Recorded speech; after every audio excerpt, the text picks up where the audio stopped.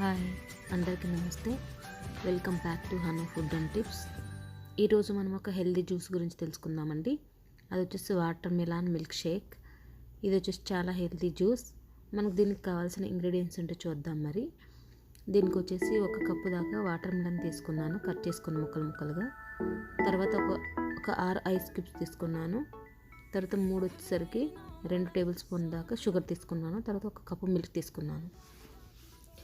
మనం ముందుగా ఒక మిక్సీ జార్ తీసుకోవాలండి. తీసుకొని మనం కట్ చేసి పెట్టుకున్నటువంటి వాటర్ ముక్కలను అందులో వేసేసుకోవాలి.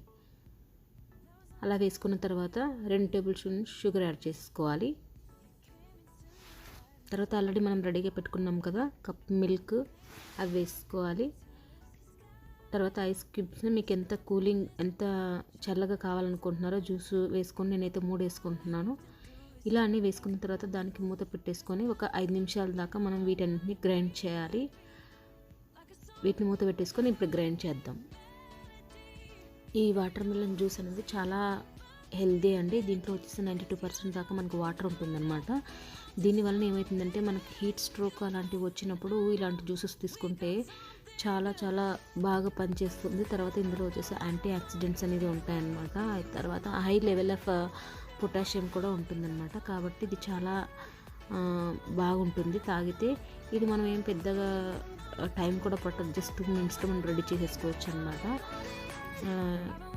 ఇదండి, ఇది చాలా టేస్టీగా ఉంటుంది. ట్రై చేయండి.